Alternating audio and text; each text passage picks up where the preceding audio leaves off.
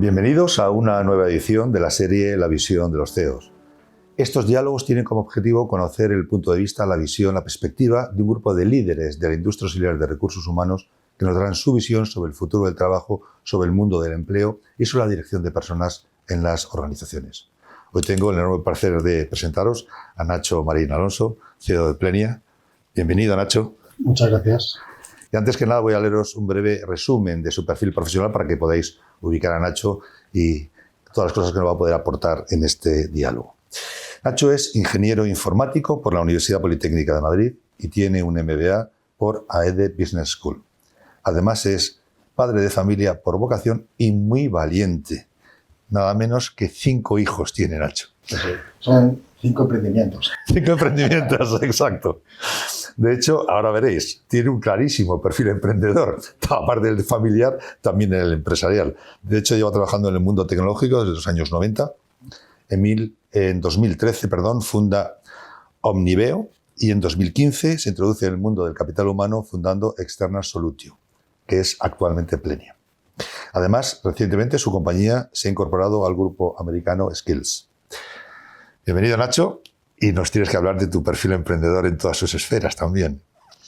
Pues sí, la verdad es que son temas que en un momento dado descubres que es como parte de tu ADN, ¿no? Y no sabes dónde te ha venido, aunque de un tiempo a esta parte, por cosas que voy estudiando y conociendo, sí que en realidad descubro, ¿no? Por qué me viene eso, ¿no? Y en parte éramos una familia de muchos hermanos y yo creo que tuve muchos momentos de tantos hermanos, no están los padres como hoy en día, padres helicópteros, siempre pendiente de ti, de qué necesitas, qué tal. Al revés, estás muchas veces dejado a la buena de Dios y realmente eso hace que aprendas con tu aburrimiento a descubrir nuevas maneras de jugar, de entretenerte, de hacer, de construir, de tal, ¿no? Yo incluso ya no solamente es el hecho de que fuéramos muchos hermanos, yo creo que de esa generación venimos muchos de los que pues ahora estamos tirando de la sociedad y además afrontando toda esta etapa tan disruptiva a todos los niveles, ¿no? Y que es uno de los grandes retos que tenemos de las empresas cuando nos vienen gente joven que ya han, lo siento por decirlo así, sufrido y padecido esos padres que desde un área de confort se dedican demasiado a los hijos y los sobreprotegen demasiado. Resulta que eso es una de las razones fundamentales por las que la innovación y la creatividad esté disminuyendo. Y entonces, bueno, pues tenemos ese gran reto, ¿no? De esos cerebros que vienen ya un poco ralentizados, cómo volverlos a estimular y conseguir que en las empresas vuelva a haber esa creatividad. Entonces, respecto de mi innovación, pues no sé, siempre me han gustado los retos. Yo me acuerdo que incluso terminando la carrera, proyecto de fin de carrera, pues me metí a hacer un proyecto que era informatizar un sistema de comunicación alternativa para paralíticos cerebrales. Interesante. Con lo cual mi proyecto de fin de carrera duró 3 años. 3 años que estuve en contacto con psicólogos. Entonces tenía algún tinte de tecnología y personas, se ve, ¿no? Y bueno, pues te digo, pues se ve a cabo algo que era totalmente innovador, disruptivo y tal, ¿no? O sea, siempre me han gustado los retos e ir más allá, ¿no? de lo que más o menos se llevaba ahí, ¿no? Pues aquí estoy. Muy interesante lo que planteas sobre la protección, ¿no? de los padres. Hay una línea de pensamiento, como sabes también en Capital Humano, que piensa que eso lo hemos trasladado también al mundo de las compañías, ¿no? Y que muchas veces se pretende tratar a los equipos, a las personas que forman parte de la organización, como si fueran niños, ¿no? Y no se les da la capacidad de la responsabilidad y la autonomía que deberían tener, ¿no? Sí, sin lugar a dudas. Y luego además, a veces la obsesión porque las cosas salgan bien en un corto plazo y por tanto el no permitirnos a nosotros y a las organizaciones, y eso se traslada individuo a individuo, permitirnos el error, el ensayo y error, el probar. Lógicamente, las pruebas tienen que tener un tipo de medida, no puedes decir, venga, prueba infinitamente, hazme aquí un destrozo en la cuenta de resultados, incluso porque has dedicado un presupuesto de la empresa y no pasa nada, no, por supuesto que no, ¿no? Y bueno, yo de hecho en mis equipos siempre les he trasladado os vamos a apoyar, por tanto, dad rienda suelta en la medida de lo posible a vuestra creatividad, innovación, para buscar cómo, con lo que sabemos, cómo podemos dar mejor respuesta a los clientes. Y si no sale bien a la primera, segunda, tercera, no pasa nada, buscaremos y además aprenderemos todos de esos fallos. Lógicamente, si alguien insiste en su error 5 veces, ahí tenemos un problema y lógicamente eso hay que encauzarlo. Pero hay que permitirse el lujo de fallar. Y esto viene desde la cuna, donde cómo han sido nuestros padres, desde hace tiempo, y con esto de la irrupción que tenemos ahora de los chinos, ¿no? Que están haciendo una cosa fantástica, que es tener planes a 50 años. En 50 años, ¿cuántas cosas pueden pasar? Pero sobre todo lo que puede pasar es que tengas el nacimiento de una generación y la culminación de esa generación. Por tanto, como sociedad y como empresas, sobre todo además cuando nos dicen, ¿y tú qué aportas a la sociedad? ¿No?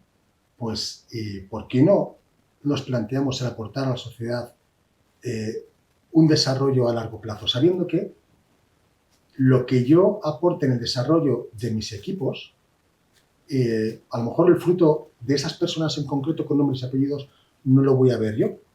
Lo va a ver otra empresa, porque hoy en día que alguien entre en una empresa y se jubile va a ser difícil, ¿no? Pero yo puedo ayudar al desarrollo del talento de una empresa sabiendo que eso al final repercutirá en otra empresa, incluso en mi competencia misma, pero si ellos están haciendo lo mismo, el talento que ellos estén forjando también repercutirá en mí. Y al final será un apoyo transversal que realmente permea a toda la sociedad. Por tanto, no hay que tener miedo en hacer que crezca el talento, que sean más innovadores, que creen, que se sientan capaces, ¿no? Porque esos mimbres van a servir en realidad para vertebrar toda la sociedad y partiendo desde la empresa. Y esa va a ser una de nuestras grandes aportaciones, ¿no? ¿Cuántos CEOs, junto con sus CHROs, con sus directores de personas, trabajan conjuntamente en planes que no van directamente dirigidos a la productividad y, por tanto, el valor de la acción, si no estás en bolsa, pues bueno, el beneficio que al final se lleva el inversor? ¿Cuántos están haciendo planes por el mero hecho de hacer crecer a los equipos? Luego, al final, aportará algo muy importante. Hay dos pilares que nos mueven a las personas, estés al nivel que estés, que es el afán de contribuir, el afán de pertenecer. Esto lo llevamos impreso en nuestro ADN, ¿no? Y si ayudamos a que las personas estén cada vez más comprometidas, a que crezcan, eso a lo mejor tangibilizarlo en ese rendimiento por acción no es tan claro, pero sí que va a aportar un beneficio totalmente transversal a toda la sociedad, ¿no? ¿Hacemos planes para eso o todos los planes que hacemos son dirigidos a cómo hacemos que esto produzca más? Tal? Entonces, bueno, hay reflexiones muy importantes. Cuando me dijisteis, oye, pues vamos a hacer esta entrevista, yo pensaba, me tengo muchas cosas que contar, pero también tengo muchas preguntas y dudas sobre a dónde vamos, qué estamos haciendo, cómo estamos vertebrando todo esto, ¿no? Entonces, me quedaría con eso.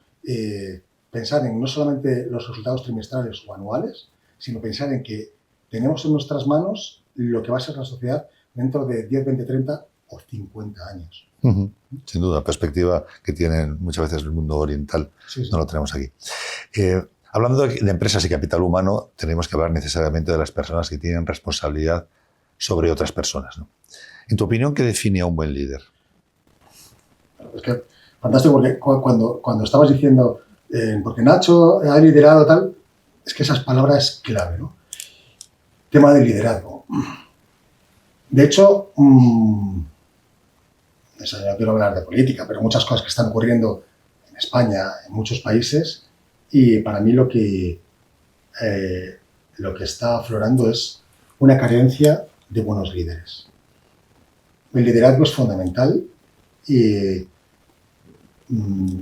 visto además desde, incluso lo enlazo con lo que comentaba antes, ¿no? Desde el punto de vista de no lidero solo para mí, para mi empresa, lidero para la sociedad, para incluso lo que puedan luego heredar mis hijos. Y el liderazgo tiene que buscar permanentemente el empoderar a otros. O sea, un buen líder se ve cuando empodera a otros y cuando en un momento dado el líder que toma las riendas, que parte de una iniciativa de emprendimiento, por ejemplo, llega un momento en que poco a poco va dando pasitos atrás y va quedándose como, wow, esta orquesta ya funciona bien, tengo aquí mi primer violín que de vez en cuando destaca, hace una partitura, el piano, tal, las trombas, tal, y ya empieza a sonar de una manera armónica, pero estoy pendiente para en un momento dado orientar, guiar y demás. Y no me importa que luego los aplausos se los lleve el primer violín de la orquesta. No pasa nada. No tengo. Sin embargo, hoy en día vemos cómo muchos supuestos líderes se rodean de gente a la que quieren manipular, pueden manipular y que a la larga y la postre no van a aportar, no se van a comprometer, no se van a arriesgar. No se van a arriesgar porque estoy aquí bajo el paraguas de este líder, entre comillas, que en realidad no lidera, ¿no? Lo que quiere es un seguidismo. Por esto las compañías es fundamental, ¿no? Entonces, efectivamente, yo como líder no tengo que ser el último experto financiero, no tengo que ser el último experto en marketing, en innovación y tal, pero sí que tengo que ser capaz de dirigir esta orquesta, ¿no? Y buscando siempre poder. Y por tanto, que no me dé miedo si de repente veo a alguien que incluso pueda ocupar mi puesto. Y es que si eso ocurre, a lo mejor es que tiene que ser así. No pasa nada. Y si en un momento dado yo soy el CEO de Plenia y en un momento dado, por movimientos de mercado o lo que sea, dejo de serlo, no pasa nada. No debo considerar que soy el ombligo del mundo y que tengo que estar aquí, agarrarme a mi puesto. No, porque si estoy aquí, si he emprendido, si he logrado sacar un proyecto adelante, pues a futuro habrá otras oportunidades que me dará la vida y tal. Por tanto, voy a empoderar a mi equipo y si alguien me sustituye a futuro, pues tendrá que ser así. No hay que tener miedo, hay que tener, yo creo que, desparpajo y tranquilidad. Yo creo mucho en esto de que cuando tú das, a la larga, la vida, el universo, como quieras llamarlo, también te termina devolviendo. Y esa también es la tranquilidad que tiene que tener un buen líder, ¿no? Y eso, pues no aferrarse al cargo y empoderar a los que tienes. Sin duda. Los colaboradores hoy ya no siempre comparten el mismo espacio de trabajo. De hecho, en muchas ocasiones están incluso geográficamente separados, incluso en países diferentes, y tienen que trabajar como equipos. Esto genera formas completamente diferentes y nuevas de relacionarse entre los propios equipos. ¿Cómo afecta esto al clima laboral y a la cultura de las organizaciones? Afecta mucho, sí, sí. Porque seguimos siendo personas, aunque seamos personas a través de una pantalla. Mira, uno de los cambios que se están dando, no sabría decir, quizá de los últimos 10 años, 15 años, y además muy apoyado por la neurociencia, es la importancia de las emociones. Para mí es un descubrimiento, incluso para mí como persona, ¿no? Lo importante que son las emociones, ¿no? Y cómo tienes que aprender a gestionarlas. Y aprender a gestionar tus emociones y aprender a gestionar las emociones de los demás. Creo que es más fácil percibir las emociones, como estamos tú y yo ahora, con un trato directo, donde hay un lenguaje corporal, donde hay muchos matices que tu subconsciente está captando y ese 80% del lenguaje no verbal te está llegando, no lo sabes y tal. Y claro, teletrabajo, pantalla, yo no hago más que insistir a mi gente, por favor, que cuando tengamos videoconferencias, que no solo se os vea la cara, por lo menos el pecho para arriba, que se vean vuestras manos, que podáis transmitir un poco. Así que, por tanto, hay que aprender a comunicarse a través de la pantalla, eso por un lado. Pero luego, por otro lado, hay que buscar, no podemos contentarnos simplemente con eso, decir, bueno, me he ahorrado un coste de espacio, de alquiler, no. Hay que, de vez en cuando, buscar ese contacto humano, real y auténtico. Hay que seguirlo manteniendo. Y ahí es donde está también lo que comentaba yo antes, ¿no? Pues ahí puedes tener un CEO con el director financiero, han hecho números, y dicen, aquí bien nos viene, porque tendríamos una sede de 200, 300 personas y ahora nos la hemos evitado. No, o sea, bueno, sí, o sea, pues está bien eso, pero hay que proponer cosas con un poco más de ambición y teniendo en cuenta que para tratar a las personas de una manera completa. y además que nos viene bien para poder captar ese mundo emocional en que se mueve un trabajador. Y más las nuevas generaciones que están viniendo, ¿no? Y más, además, las nuevas generaciones que están viniendo, y muchas de ellas vienen totalmente limitadas y capadas porque vienen demasiado impregnados de la red social, de la pantalla, y hay que ayudarles para que crezcan en ese lenguaje humano y más auténtico. Por tanto, hay que combinar las dos cosas. El grupo al que nos hemos incorporado, eSkills, están dispersos por Estados Unidos. Claro. Entonces, vamos a hacer una reunión, pues ponte a montar vuelos de todos Estados Unidos para que se vean en un sitio. Bueno, pues lo hacen por regiones, pero lo están haciendo. Están teniendo de vez en cuando un encuentro. Nosotros, por ejemplo, también teletrabajamos, pero 2 veces al mes nos reunimos, trabajamos juntos y comemos juntos y los que fuman un cigarro juntos, si no, pues te sales con tu agua a compartir ese rato de esparcimiento. Es fundamental, hay que intentar combinar las dos cosas. Pero claro, por otro lado, eso solo se puede dar si en ese liderazgo asumes la responsabilidad de las personas que tienes en tu equipo. Porque hay empresas que están, ese tsunami, esa ola que vino con el COVID, de todos a teletrabajar, que ya se puede, la tecnología ya estaba ahí, pero bueno, digamos que se venía usando tímidamente, había temas también de protección de datos, control, de repente viene el COVID, todo el mundo a teletrabajar. Y ahora muchos están diciendo, no, porque no me fío, y si esta trabaja, si este no sé qué. Ahí está, esto empieza hasta desde los procesos de selección, ¿no? Que no es fácil, ¿eh? ¿Cómo detecto yo a personas que vienen con valores auténticos y donde con un compromiso fuerte con la marca, con la empresa en la que me incorporo, con una capacidad de contribuir y por tanto eso me va a llenar? Si con eso logro tener a las personas enganchadas en el proyecto de tal manera con que estén donde estén, estén deseando contribuir porque se les valora, se les da oportunidad de crecer. Si todo eso se da, tendrás a personas que responsablemente ejercerán su trabajo, sus funciones, estén donde estén, e irán más allá. Y además estarán encantadas de ha surgido un marrón, ¿no? Un problema. Lo despacho, y soy un dispatch, como se dice, broker, ¿no? Cojo los marrones y lo que hago es que los esparzo, o lo asumo como mío, como un nuevo reto que me da la empresa para crecer, para empezar a tener esa pequeña parte de liderazgo que me permite hacer mi empresa. Si conseguimos todo eso, viva el teletrabajo. Si no, si lo que tenemos es gente apesebrada, gente que tampoco ha llegado a vibrar con la marca y por tanto, bueno, yo contribuiré de vez en cuando, pero en la medida de lo posible me escaqueo y qué bien que me deja teletrabajar, que me voy a escaquear. El otro día en la radio que no sé si en administración pública, no sé, en sitios donde tienen software para controlar si estás o no estás en el puesto de trabajo, se habían inventado poner una cuchara en el ratón para que apareciera. Dios mío. Entonces, claro, ahí tenemos un problema.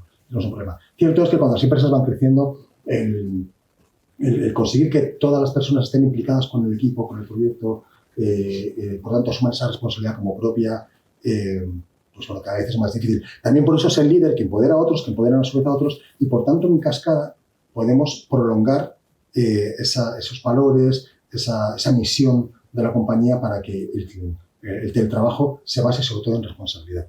Pero también para eso, y esto además tiene que ver con la evolución de la sociedad. La sociedad ya no se pega, bueno, en algunos sitios, pero no se da mamporrazos por las calles, ya no estamos ahí con la pistola todo el día, ya cada vez más dialogamos más, vamos creciendo como sociedad. Las empresas, por tanto, también van creciendo y van teniendo cada vez unos niveles de conciencia mayores. Y asumimos, esperamos que las personas también vayan creciendo en conciencia, todo tiene que ir equiparado. Entre una de las cosas que siempre hay que incorporar a alguien intento es pulsar dónde estás tú, cuáles son tus valores más auténticos, con los que vienes, que no te puedes equivocar porque hay personas que son expertas haciendo entrevistas, y de hecho me ha pasado en alguna ocasión y me han colado, pero intentar buscar esas personas y que vienen ya con ese nivel de conciencia donde donde yo estoy deseando pertenecer, contribuir, aportar. Y si logras montar ese equipo, cierto es que cuando vas creciendo y ya empiezas a tener decenas, centenas de empleados, pues es difícil, pero si lo consigues, viva el teletrabajo, estés donde estés. Eso sí, nunca perdiendo esa presencialidad de vez en cuando para poder tocar a las personas y tener ese encuentro cercano donde puedas también gestionar un poco esa emocionalidad de los equipos, esas cosas más sutiles que a través de una pantalla pues no siempre es fácil, ¿no? Fantástico. Tenemos que ir finalizando nuestro diálogo, pero quería que acabáramos hablando de los directores de personas, de la función de dirección de personas, de la función de dirección de capital humano. En DCH nos interesa mucho alinear la visión de los CEOs o de los directores de personas con los CEOs y con el resto de los miembros del comité de dirección. Y estamos en un momento en el que todos estos entornos tan cambiantes, todas estas situaciones que se están produciendo, impactan directamente en el director de personas.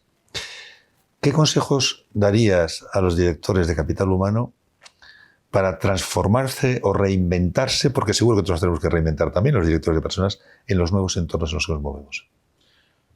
Bueno, esa es una muy buena pregunta, porque además tenemos ¿cómo se llama esto? Inteligencia artificial, creo, ¿no? Que se viene hablando un poquito, de vez en cuando lo oímos, ¿no? Bueno, está en la sopa, ¿no? Inteligencia artificial por todos lados, madre mía. Pues esto remueve los cimientos de todas las empresas, incluso no solamente empresas con ingentes cantidades de personas sentadas delante de un ordenador para hacer tareas que a la larga pues, podrían ser consideradas repetitivas o interpretadas por esa inteligencia artificial bien entrenada.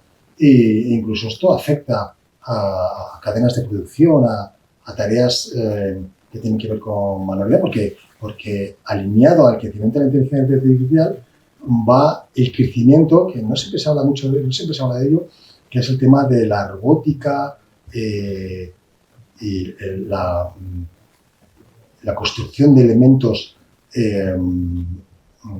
pues que articulan para poder tener manos, sensores con una capacidad cada vez más cercana a lo que sería el ser humano, que bueno, quedan muchos años hasta conseguir algo similar. Pero eso también afectará a las cadenas de producción y sobre todo coordinado por inteligencia artificial que permita que esa robotización también tome decisiones en tiempo real. Así que todos venimos a estar afectados y a replantearnos qué es lo que hacemos. ¿Qué es lo que nos va a aportar la inteligencia artificial? Y entonces el director de personas tiene que identificar. Bueno, puede aportar, si nos basamos en esa revolución industrial, ¿no? que allá pues, a mediados del siglo XVIII lo que hizo fue descubrir cómo las personas podemos producir cada vez mejor porque tenemos máquinas que nos ayudan a producir más y mejor. Si nos dejamos llevar por esa corriente, la inteligencia artificial será otra herramienta más para producir más y mejor. Bueno, yo querría que no tomáramos y que los directores de personas en las empresas no tomaran esas riendas que el accionista y luego el comité ejecutivo pide, presiona para que los resultados, por tanto, más producción, más rendimiento por acción. Ahí está, y enlazo con lo inicial. Vamos a pensar a largo plazo qué aportamos a la sociedad. Si solamente queremos aportar dividendos, pues efectivamente apaga y vámonos, y la inteligencia artificial será algo solamente para producir más.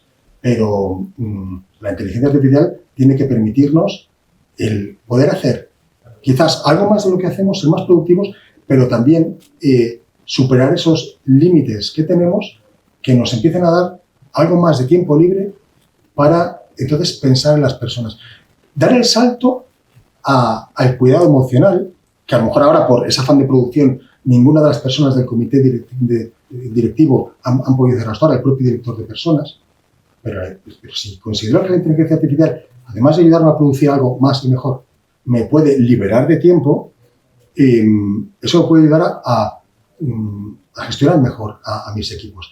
Y entonces el director de personas debe tener esa capacidad de absorber este tsunami que está viniendo para entonces cambiar ese status quo de la compañía, esas áreas de confort donde todo el mundo se siente cómodo y empezar a abrir nuevos espacios de diálogo, de confrontación de ideas, etc. Y por tanto, hacer algo que algunos dicen, no, con la inteligencia artificial el ser humano queda queda limitado. No, todo lo contrario. Eso nos tiene que ayudar a todavía poner más en valor aquello que tenemos dentro somos personas emocionales, la inteligencia artificial nunca va a tener emociones auténticas, las podrá simular, pero no las va a tener. Y luego la innovación, hasta el punto incluso no solamente de innovar, sino llegar a desarrollar y recuperar algo que tuvimos en nuestros primeros 7 y 10 años de vida, que era un pensamiento intuitivo y una creatividad pasmosa, que luego la sociedad y la educación industrial se ocupa de aplanarlo y de que no lo tengamos. Pero hay que volver a descubrir ese pensamiento intuitivo, eso que siempre nos moverá por encima de las máquinas. Así que ese es el gran reto del director de personas para conseguir que estas capacidades que la industrialización de todo, hasta de la formación y de la educación, se dedican a apagar, volver a resurgirlas. Porque ahora se debe abrir nuevos espacios, más tiempo, más posibilidad de dedicarnos a ello. Pero ya digo, si al final el accionista dice, uy, inteligencia artificial, en lugar de 9 céntimos por acción, ahora lo que quiero son 18, entonces volveremos a estar como siempre. Una herramienta más para producir más y mejor y volver a alienarnos como personas. Entonces, esto tiene que ver un poco también con metafísica y con temas muy profundos, pero ese es el gran reto que creo que tenemos y apelo por supuesto, animo a todos los directores de recursos humanos a que reflexionen respecto de esto y lo comparten en sus comités para decir, oye, ¿a dónde estamos yendo? A ver si se nos va a volver a desmadrar aquí el tema, ¿no? Vamos a aprovechar esto para resurgir, hacer resurgir empresas más auténticas y, por tanto, personas más auténticas y, por tanto, sociedades en las que nuestros hijos quieran estar en el futuro. Muchas gracias, Nacho, por compartir tus ideas con nosotros. Conmigo ha sido un diálogo fantástico y con todos los que nos escuchan. Seguro que nos vamos a ver mucho más. Y muchas gracias a todos vosotros por acompañarnos, por estar con nosotros en un diálogo más. Y como siempre os digo, cuidaos mucho.